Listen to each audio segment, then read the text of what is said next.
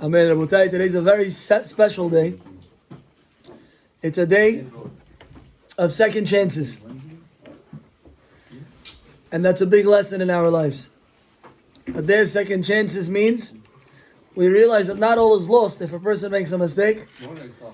That he's able to come close to Hashem no matter where he's been and no matter what he's done. And more than that, it's that we requested from Moshe Rabbeinu. We don't want to miss out. We want to do for Hashem. And Hashem gave us the special day of Pesach Sheni, and we hope that in the merit of Pesach Sheni, Hashem will bless us and our families with all that is good. It's an energy of chesed today. It's a beautiful light in the world. Everybody should read some Tehillim, give some tzedakah, be extra kind. Come home, you tell your wife, Dada Ragaya. Absolutely, sure. I'll help you shop. No problem. 2 bouquets? I don't know about 2 bouquets. I bought 2 weeks ago. What do they call those flowers? The nice ones. The one that lasts for a year? Yeah, the one that lasts for like 3 months. For 3 months. This one, the orchids. Orchids. Orchid? For the last 3 months, который. Можно? Yeah, why not? Never know. The last one I bought didn't last so long. This one, Baruch Hashem, we learned how to water it, and it's good. Pay a few dollars and it lasts. Anyway, we are this week in Parashat Emor. What does Emor mean? Emor means to say. You're going to come home and your child is going to ask you, Papa, what's the Parashat this week? You're going to say, I got this. Parashat Emor. He's going to say, what does it mean? Emor means to say. Let's read the Parashat.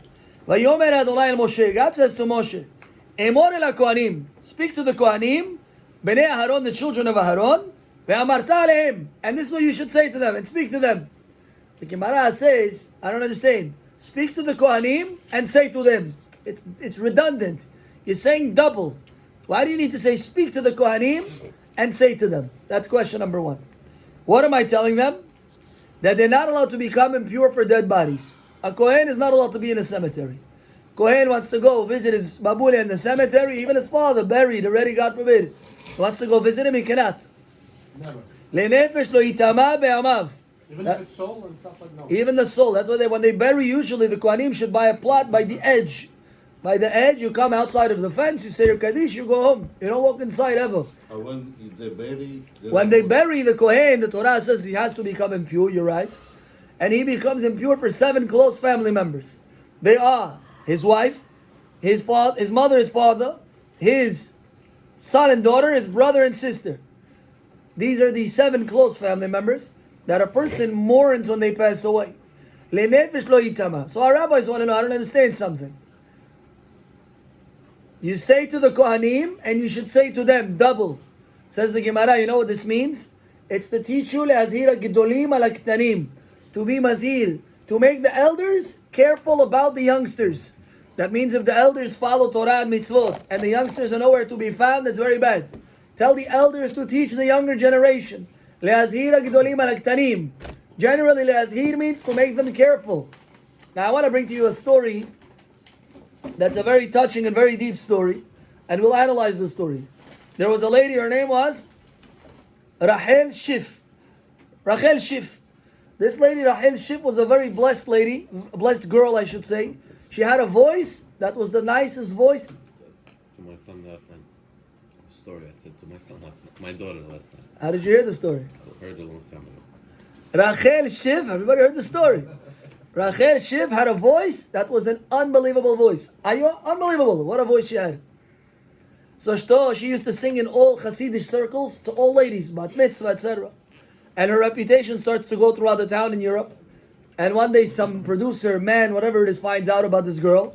He decides he's going to sneak into the bat mitzvah in the back. He hides behind the mechitza and he hears her sing. He hears this girl sing, Rachel, he says, it's unbelievable. This girl's voice, it's once in a generation it comes such a voice like this. Unbelievable. So he finds this girl on the street. He introduces himself. Says to her, listen, your voice is not a regular voice. And if you stay in the Jewish community, how far are you going to get already? You're going to sing at bat mitzvahs. You're going to do 2-3 events. Azak Baruch. That's as far as it's going to get. He says, if you come with me, you sign this contract, I will make you the most famous singer in all of Europe. You're going to be number 1 in all of the billboards. Just say, give me the green light. Sign the paper and we're going to do it. She's a young girl. She wants to say yes. And she says, I need to think about it. A few days later, he sends her a gift. Comes back to her and he says to her, no, what did you decide? What did you decide? She said, I need another few days to think about it. He's putting pressure on her. David. He says to her, what are you going to do in this community? There's nothing here for you. Come with me. You're going to be olam umloa. I'm going to show you. She comes to the rabbi, the Admor, I think Mirovshitz. She comes to the Admor and she says to him, Rabbi, there's this man, he's offering me olam umloa, the whole world he's offering me if I go and start my singing career. The rabbi hears her out, and the rabbi, he approaches her as follows. He says, listen, which part of the deal that he's offering you is really attractive to you? What do you want? He wants to see, what does she want? The girl says, you know what I want? I want to be famous. Fame. I want the fame, the glory. He's offering me the spotlight. I'm going to be known all over the world. The rabbi says, he thought about it for a second. He said, listen, if I promise you fame, but in a different way, it's not going to be necessarily fame from you, but it's going to be fame from a child you will bring to the world. If I promise you, you're going to have a child who's going to illuminate and he's going to be world-renowned famous, you're going to give up your fame? She thought about it. She wiped the tears off her face. She said, yeah, I'll do it. No problem. I walk away. She walks away from the deal. She tells the guy, no, thank you. She ends up marrying. She has a son. She names him Shmuel. Shmuel, his last name was Wozner. He was the Rabbi Wozner who passed away in 2015. How many people came to Rabbi Wozner's funeral? Thousands. He had over 100,000 people at his funeral. Do we understand what 100,000 people at his funeral in Israel on a Saturday night? 100,000. Over 100,000. Somebody should record it. They did record it. Yeah? Vada, you could Google it. You're gonna see. No, Oh, your speech 15, I'm saying. 16,000. I'm recording. Oh, I'm sorry. Oh, over 100,000.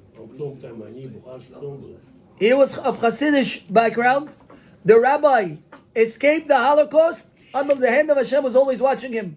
When he was 15 years old, when he went to learn at Chachmei Lublin, that was Rav Meir Shapiro's yeshiva. Rav Meir Shapiro was the rabbi who started the Daf Yomi in 1930. It's almost 100 years for the Daf Yomi. In 4 years' time, we're going to have a siyum. Be'ezat Hashem, I will invite everybody. B'li neder, we will all go to MetLife Stadium to what? To celebrate the Daf Yomi. Every day to learn a page of Gemara. He learned in Chachmei Lublin. When he was 15 years old, he went to learn there, and his mother puts her hand on his shoulder. She says, Johnny Onesh, study well. I gave up something very special for you. And he never knew what it was. And what did she give up? She gave up her singing career. Rabbi Wozner gets on a boat. He comes to Palestine at the time, and guess what? The ship runs out of oil. Wow. Runs out of gas. They didn't get to shore. Him and his wife jumped off ship, and they swam to shore, I think in Haifa. They swam to shore. True story. Imagine, they didn't make it. Nidayecha. He gets there. He became a world-renowned posek, and his books are studied in every Bet Midrash. It's called Shevet Halevi. You can see it. It's more than 10 volumes. Shevet Halevi was Gaon Olam. Rabbi Ovadia brings him all the time. But what's the lesson we learned from this? What's the point? Let's examine what the rabbi said to her. You have a girl. She comes to you. She said, listen, I want to become a singer. I want to be world famous. If she came to a person in today's generation, what would he tell her? Do it. He'd say, well, either if he would say do it, he's corrupt. Because he's giving a Jewish girl up to fame, glory, and her Judaism is out the window. Because there's no way she's going to maintain her Judaism. It's impossible. First of all. Second of all, to sing in front of men and be on the billboards, that's not sanua. That's not as per our standards. So Shto, what would he tell her today? He would tell her, how could you do this? If you do this, they're going to take your Judaism away from you. You're going to not remain Jewish. Your kids are going to be goyim. You're this and that. You're not going to keep Shabbat. You're going to go to Gehinnom. He would bring her the spiel. He would say to her the whole story. And he wouldn't be wrong, but he would be wrong. The rabbi, the Admor, he understood, if I tell this girl, scream at her and tell her, how could you betray your family, your your values? What's going to be with her? She's going to think about it for a day or two. It's going to be a difficult decision, but eventually when you got this guy offering you a lot of money, he's offering you a lot of fame, and you got all the pressure on this side, what are you going to do? You're going to choose the side with what? That's easier to live. The rabbi said, what do you want? You want fame? I'll give you fame. And that, I think, is the secret to our chinuch in today's generation. These are not my words, by the way. But this is the secret, that what? When you make your Kohanim, children, to focus and walk in the ways of Hashem, you don't tell them it's Shabbat today. Gehinnom, you're not allowed. Speaking to your child like that today, it doesn't work anymore. Why? Because the essence of fear in the generation is not where it should be. We were once scared. They would tell you police officer. They would tell you whatever it is, right away you would behave. Today, tell your child, police. Who cares, police? I don't care. Why? They're not scared of nobody. Everybody knows their rights today. 5, 6, 7, 8 years old. Nobody's scared of anybody. So to come and to lay the law down and pressure, etc., not always a smart thing to do. And we said a story. King Solomon had a father. His name was David HaMelech. Solomon's father, David, was embarrassed. Ayom v'norah, he was embarrassed. They threw rocks at him. They called him 5 horrible names, the worst names. Moavi, Rotzeach, a killer, a Noef, an adulterer, the worst names. Who calls him this name? Shimei ben Gera. Did they kill him? They didn't kill him. They don't kill him. Now before David died, he says to Solomon, this guy Shimei, make sure he doesn't reach old age. Take care of him.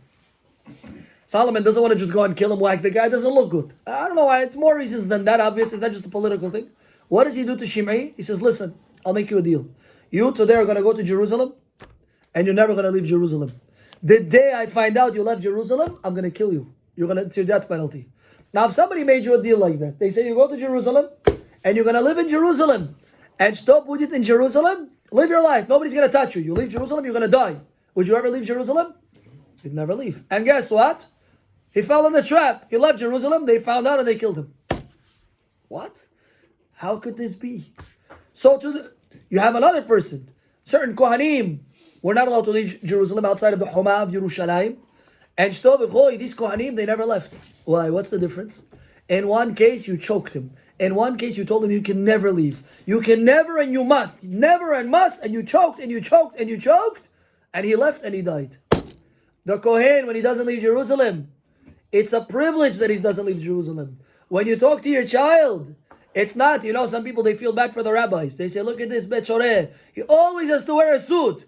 Me, I get to wear my t-shirt. I get to wear my sweater. I get to wear my different clothing. You always have to wear a suit and they feel bad for you. But if you explain to them, no, you don't understand. It's not that I'm suffering, God forbid. It's that this is the honor of a person. This is the chest of a person. It's a privilege to wear this. Not that you're not allowed or you're blah, blah. It's a privilege to dress like this. When you show somebody the beauty, the privilege to keep Shabbat, the privilege to be a Kohen, not you must and how could you. It's a privilege to be a Yehudi. You show them the beauty of our Judaism. And this is what we must do with our children. When we do that, then they grow up proud and happy. When you come to your child Friday, you tell him, come, I want to take you to Wasserman supermarket. I want to take you I want to take you to the supermarket. Come, let's buy something, Lichvot Shabbat Kodesh. The Ben Ish Chai's father used to give him a few dollars, whatever it is, and he used to tell him, go buy something, Lichvot Shabbat Kodesh. Why? It's a privilege to keep Shabbat. Not here. This is the book. What's the book? These are all the things you're not allowed to do on Shabbat. That's not how you talk to a child. All the things you're not allowed to do on Shabbat. You're choking the child. It's a privilege to keep Shabbat. It's not that it's this and it's asur. You're right, it's asur. Of course it's asur to do certain things.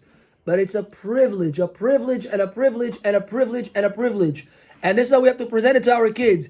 Baruch Hashem, it's Shabbat.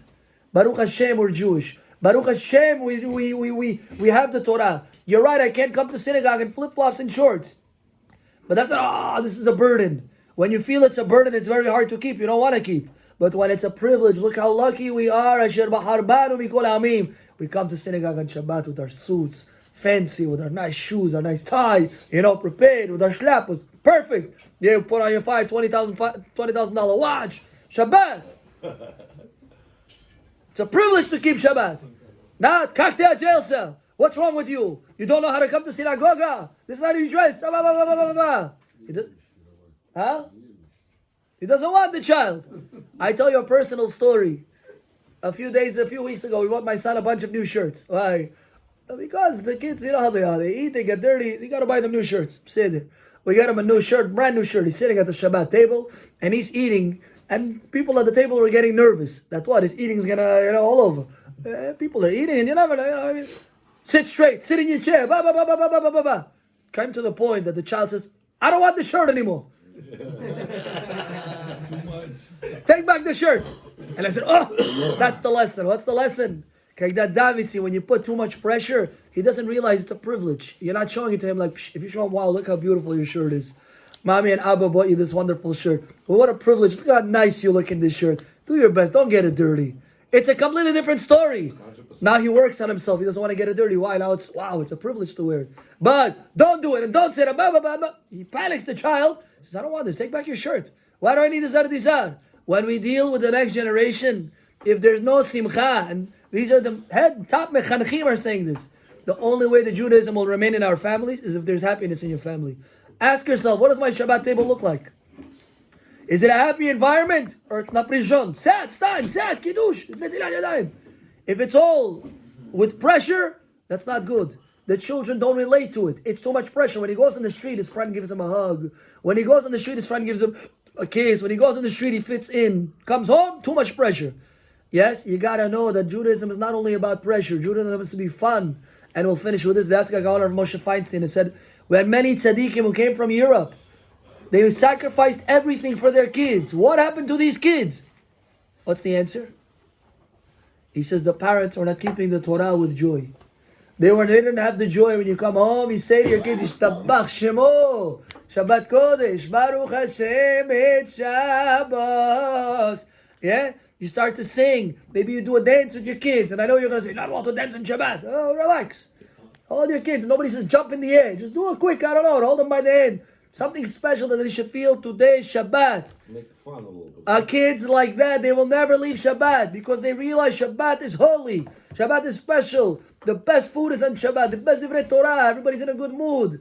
Not sad, start. That doesn't help anybody, especially in today. So when the Torah says, "Le'azhir ha'gedolim al haktanim," "Le'azhir ha'gedolim al haktanim," so too a person with a spouse, yeah, person with a spouse. Sometimes they get married, and this is the spouse relationship. Yeah, the guy asks me if the girl's a little more religious than me, can I get married to her? I said, of course.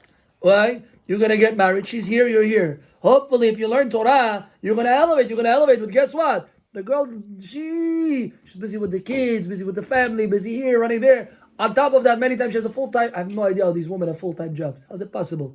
She has to do all the laundry. She has to do all the cooking. I can't say too much. I'm recording, but it's craziness, unbelievable. Erase that, Rabbi. We're gonna believe it. But on top of that, we expect them to take care of the kids, and we expect them to grow spiritually. It's very difficult, to be honest. It's very difficult. To keep in shape. Huh? To keep in shape. And to keep in shape, Bishop. God forbid she gains 2 pounds right on the very bad. So the idea is that the man, he grows and he grows and he grows, and he wants his life to grow also spiritually. What is he gonna do? He's gonna come home. I can't believe it. You dressed like this. Look at your Facebook status. Look at your this. Look at your very nice, very nice. Is anything going to change? Are you going to get the desired results? You're going to get zero with change. Zero. Nothing. Nothing with cheese. Nothing.